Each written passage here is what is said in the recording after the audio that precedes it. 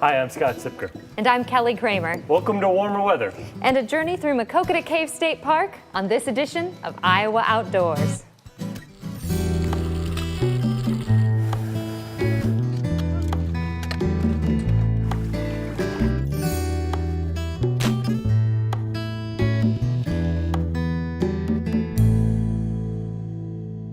On this episode of Iowa Outdoors, we explore Maquoketa Caves State Park.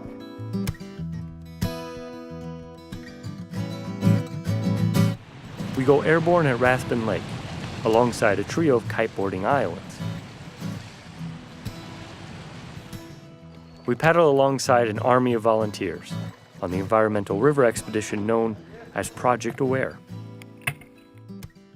And we closely examine the stunning detail and beauty of one Iowan's macro photography. We'll have all that and more. So sit tight. Iowa Outdoors is about to begin. Funding for Iowa Outdoors was provided through a REAP Conservation Education Program grant. Up to $350,000 are available annually to support educational projects about Iowa's natural resources. Information is available at www.iowadnr.gov. The Gilchrist Foundation, founded by Jocelyn Gilchrist, furthering the philanthropic interest of the Gilchrist family in wildlife and conservation, medical care and social services, the arts and public broadcasting, and disaster relief. Many of Iowa's natural wonders you'll find on IPTV can be found in Iowa Outdoors magazine, the Iowa DNR's premier resource for conservation, education, and recreation activities. Subscription information can be found online at iowadnr.gov. Welcome to Maquoketa Caves State Park, a true gem in Iowa's collection of outdoor adventures. A trip from the hiking trails above to the cave paths below is a geological journey.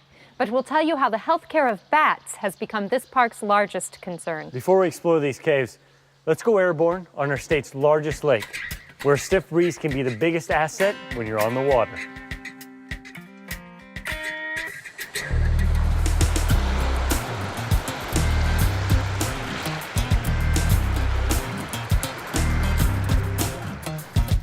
You look at the sport and you think, well, that looks like fun and interesting. But then when you actually are on the board with the kite and you're part of the whole thing, it's a thrill. You feel it running through your body.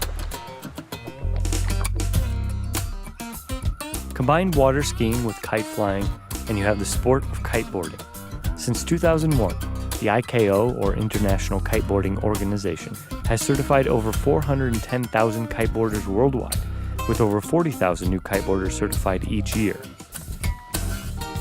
With Iowa being ranked as the 10th windiest state, you would expect to see a lot of participation in the sport. But it turns out that the best conditions for kiteboarding don't usually occur during warm summer days. A gusty, drizzly, cloudy day isn't everybody's idea of an opportunity to have fun, but it turns out to be a perfect day for these kiteboarders. Well, it's kind of gusty conditions right now. It's a meter's saying kind of 15 to 17, 15 to 20. And it's supposed to be gusting, between 30 and 45. So it's a little difficult conditions because there's such a range in the wind. The best conditions for kiteboarding in Iowa are in the spring and fall, when air and water temperatures demand the use of wet or dry suits. But it's also when the winds are blowing their hardest. Big winds are great. We like more wind, the better. We would like it to be a little steadier than today. This isn't ideal because there's such a range. So you really have to manage your kite well in those conditions because you can just get lofted up in the air and blown all the way to Centerville. Historians believe that the Chinese were building kites over 3,000 years ago, with the first written account of kite flying documenting how during a war a Chinese general flew a kite over a city to measure how far he would need to tunnel in order to be past enemy defenses. The most famous kite flyer would have to be Benjamin Franklin, who flew a kite in 1752 during a thunderstorm to prove lightning was electricity. Since he managed to avoid electrocution, Franklin also proved that he was very lucky. And And in the 1800s, in an effort to avoid the horse tax and move from horsepower to kite power, George Pocock used large kites to propel boats and carts. It took, however, nearly a century and a half for kites to be paired with surfboards, thus creating a new extreme sport.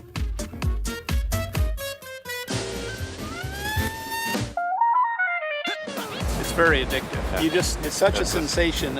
It's not exactly flying, but it feels like you're almost, and then when you do the jump and you're floating up there and then float back down, it's exhilarating. Really amazing. It's exhilarating. There's the control of the kite, there's watching the wind, there's the board on your feet and how the water is and what the wave conditions are. So there's a lot going on. So your mind is involved in it, and also you get a huge adrenaline hit from the excitement of it all. It's the wind and the water and you, birds flying by, and it's an amazing experience. There's no noise in terms of a motor or anything like that, so it's a very great experience in terms of being out in nature too. Because kiteboarding is an extreme sport, injuries and even fatalities occur. Just like you would never jump out of a plane with a parachute without knowing what you're doing, kiteboarding you really need instructions. It can be a very safe sport if you know what you're doing, so get lessons from a qualified instructor. Don't try it on your own unless you're with someone who really knows what they're doing. Since the day we were shooting was quite gusty, my first lesson in kiteboarding, mercifully, came with both feet planted firmly on dry ground.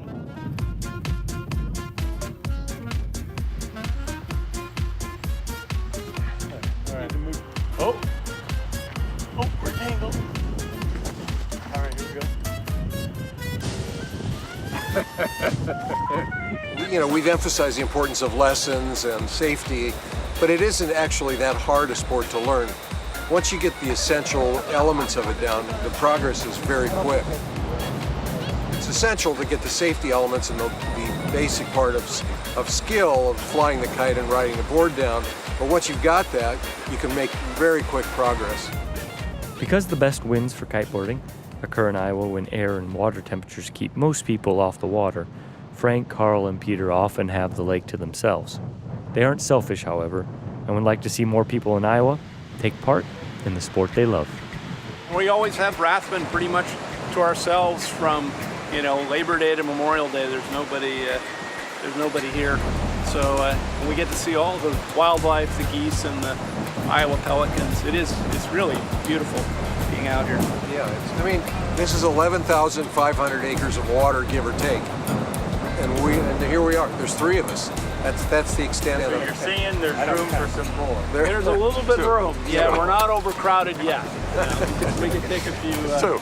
Yeah, right. After that, it's too crowded.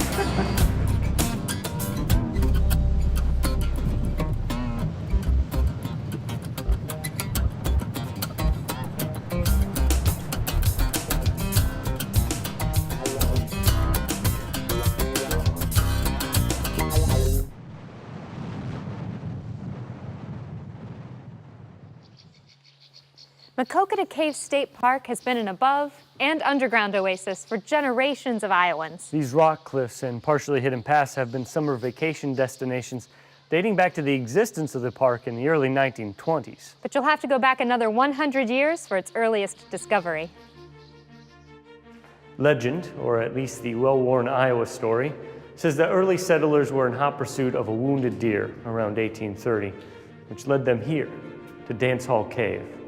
It's the single largest opening in what would become Maquoketa Caves State Park.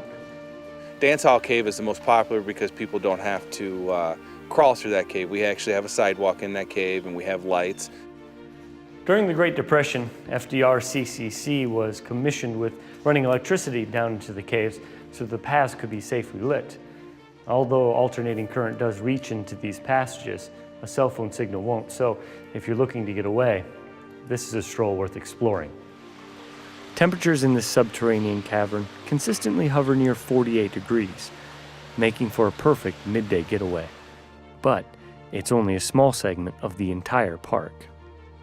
That's what makes it unique here over the other state parks caves. They might have one or two, but they don't have 13 plus in their park. Definitely one of my favorite parks to work in and to explore in my free time anyways. There's places in this park I haven't been yet, and I've been coming here for about 8-9 years. Despite developed walkways and outdoor staircases, the harsh reality of nature is still in play. In 2007, flash flooding filled this passage with hundreds of tons of rocks, mud, and logs. A state park like the one here at Maquoketa, open to thousands of visitors every year, is a luxury for all Iowans. But geologists will tell you it comes at a price. These passages were once filled with stalactites and stalagmites, but over generations, unfortunately proved too enticing as souvenirs. In 2009, DNR officials closed Maquoketa Caves. Not due to a flood or structural issues, it wasn't even the safety of visitors that drew the most concern. It was a nasty disease in bats known as white nose syndrome. You may have heard that bat populations are at risk from white nose, but did you know the mortality rate was 90 to 95% among those afflicted? It's one of the reasons state officials have taken this threat seriously. Since white nose syndrome was first discovered in New York State in 2006, an estimated 6 million bats have died. The reverberations are extensive. The U.S. Forest Service estimates that white nose syndrome will prevent bats from eating 2.4 million pounds of bugs and could wreak havoc among farmers in key locations. White nose fungus thrives in cold climates, decimating bats in hibernation as they hunker down for winter, hoping to burn as little energy as possible. The distinctive fungal growth rouses hibernating bats into an unusual active cycle, causing them to burn scarce energy and eventually starve to death. Iowa biologists have combed Maquoketa Caves in recent years, testing dozens of bats for the fungus. So far, no trace has been detected in Iowa. We get a lot of questions, does this affect humans? And it doesn't. To our knowledge, the only thing that humans can do is inadvertently transport a spore or a fungus on their clothing or gear and introduce that fungus that causes the bats to get sick. Wildlife biologists in Missouri confirmed white nose syndrome in 2012. To date, it's the westernmost point of the fungus. Visitors to Maquoketa Caves will be welcomed with information on how to reduce chances of inadvertently transmitting white nose fungus. We want people to, disinfect their boots, their clothes, their flashlights, helmets, whatever gear they have before they go to another place. Just in case that cave does have it and they don't know it, they won't introduce it to a cave that doesn't have it. And, that's the main importance, what we're trying to teach people this summer. Since white nose is not considered a health risk to humans, Iowans can feel free to enjoy dozens of caves here in Maquoketa and rediscover the treasures above and below ground. We got 6 miles of trails, we got 31 campsites, we got 2 youth group sites, and it's just a fun place, a very family-oriented park, and the kids just love exploring our caves.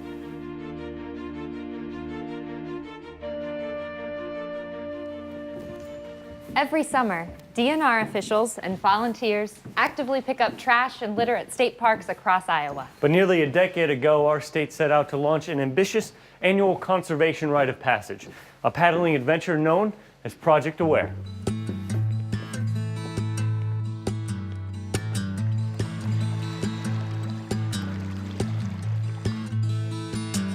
"7 days of paddling, dozens of river miles, tons of trash.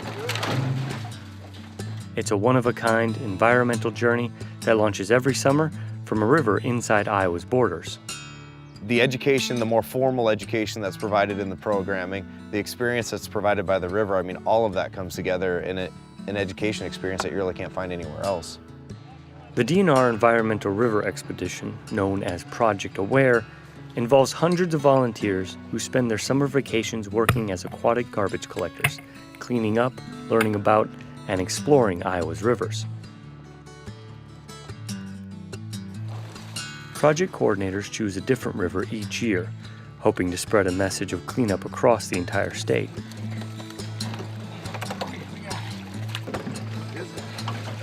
It's an idea spawned by a desire to create an annual environmental rite of passage that could make a significant dent in Iowa's often subpar water quality.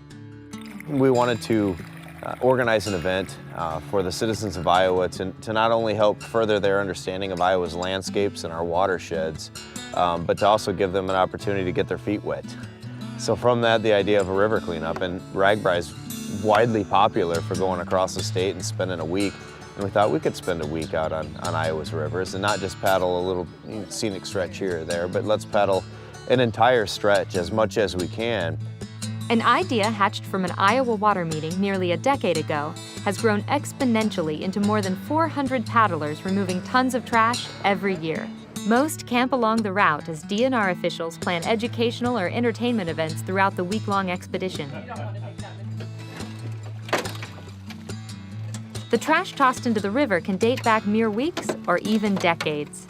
It varies from twisted metal to ever-present tires strewn up and down Iowa's many rivers and streams.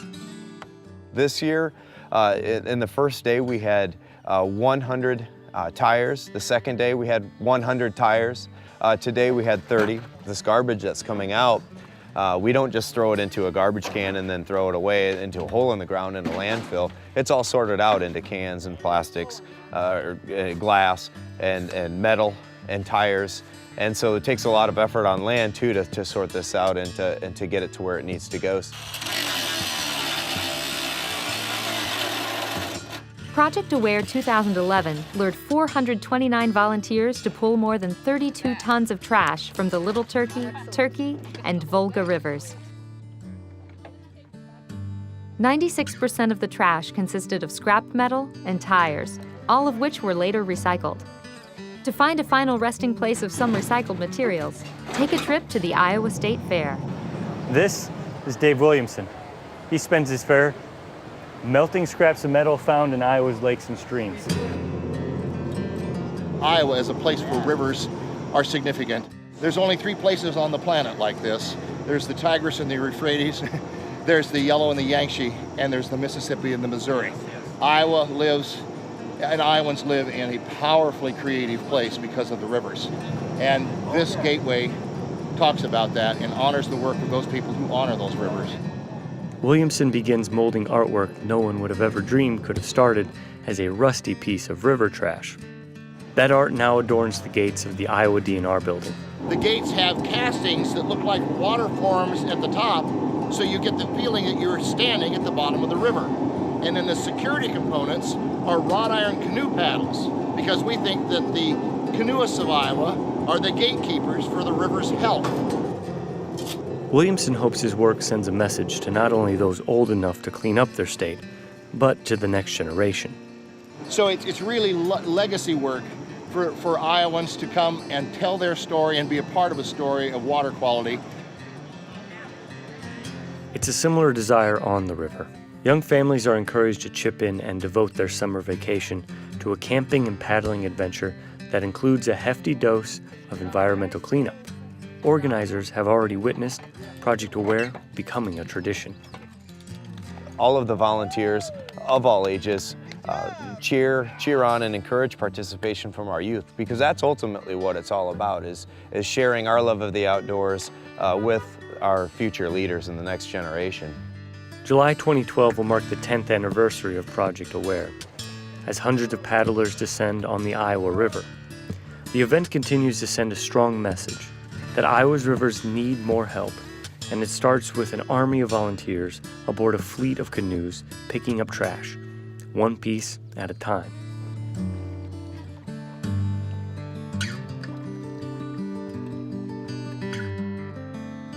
Outdoor environments, like Maquoketa Caves, have stone bluffs that tower above visitors or wide expanses. Sometimes you might miss the small features like moss or just budding plants. These details draw the attention of Cindy Skeie, for whom the big picture starts very small. There's a chance that when you've been out enjoying one of the state's many natural wonders, you've passed by Cindy Skeie as she was taking pictures and never even saw her. That's because when Cindy is photographing Iowa's wild side, she quite literally has to get down and dirty in order to capture the magnificence of what can best be described as a small world. I'm telling you, it's a whole other world in there. I enjoy being outside. I grew up with 4 older brothers. Our house had woods and creek in the back, and we pretty much lived down there our whole childhood, and you knew every inch of those woods, so. I always say if I don't have some dirt under my fingernails, then I'm not doing something right, so. In a world that seems to embrace the concept that bigger is better, Cindy uses macro photography to make a miniature universe larger than life. Her images put you face to face with the things in nature that are usually stepped over, giving her pictures that, oh wow, appeal. One of the best compliments I get is when somebody tells me, wow, you know, I never looked at it that way before. Who knew fungus could be fun? To me, fungus, whatever, growing on a dead tree, there's an entire world in there. It amazes me. And if you're walking by and you saw that snail on the leaf, it'd be a slimy little snail sitting on a leaf. And you get up close and wow, it blows my mind. When Skeie grabs her camera and heads out on a shoot, she rarely has a specific subject in mind, and she never knows what it is that she will actually find. I'm working on a shot for my water drops, and then I eyeball all this fungus, so, all right, focus. Even in something as spectacular as a large patch of bluebells, there is always a distraction that catches her eye and pulls her in another direction. When I was doing the bluebells, I started with the flower itself, then I started with the buds, because to me those are more interesting than the open flower. Then I started backing up a little bit, then I noticed the water drops, then my eyes really went towards the lichen that was on the dead limb laying in the grass. Then I found a little wildflower, then it just goes on and on and on. Cindy says she has been taking pictures for quite some time and started exploring macro photography with her point-and-shoot camera before she got really serious about 4 years ago. The first subjects she focused her attention on were things she found in her own backyard. Her 2012 calendar, Beauty in the Backyard, is a collection of things she found there. I started gardening avidly, and I originally started taking photos of all the different colors because I love color. I just kept getting more drawn to closer and closer shots, and I'll look at something in my backyard still and just be amazed at what I see through the camera lens. One of the things Skeie is always looking for is drops of water or sap. For her, it's not so much the drops themselves that she finds intriguing as what's behind them. She's even managed to capture a self-portrait using a drop of sap. And so I'm standing out there for all the world to see with a tripod and a camera, and me on the other side of this trying to take a shot. And so yeah, sap and water drops. Cindy edits the images she's captured on her laptop and doesn't do much more than crop and size them. She tries to avoid any manipulation of the colors in her pictures. I'll compose a general shot, but it's not till I'm on my computer looking at it and seeing how sharp the image is and where the focal point is that then I decide where I want to do my cropping. So, and I try not to mess with color too much. Typically I don't have to. Sometimes I actually have to desaturate some of my colors because they are too vivid. You don't have to muck with nature when it's as beautiful as it is. Skeie enjoys all aspects of photography, from the taking of the picture to preparing it for printing. And while she enjoys seeing how people react to her images, she finds exhibiting her work difficult. It's kind of like you're exposing yourself, because I don't think I realized it until I started putting myself out there that, you know, you're sharing a part of yourself with everybody else.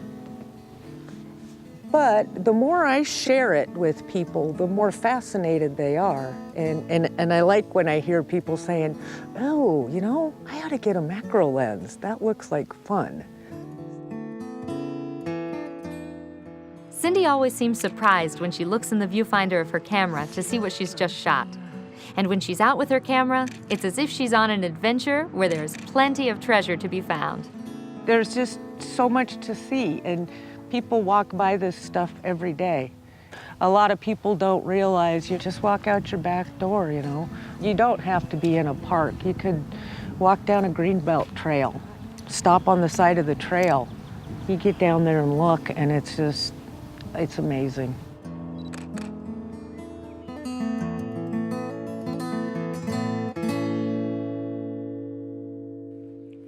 That wraps up this edition of Iowa Outdoors. We hope you've enjoyed our journey from Maquoketa Caves to Rathbun Lake to the Turkey River and back again. If you're still planning your summertime adventures across Iowa, check out our website for some inspiration. It's at iptv.org/Iowa Outdoors. You'll find streaming video of our past features too. Everything from biking a 10-story bridge to whitewater kayaking, all right here in Iowa.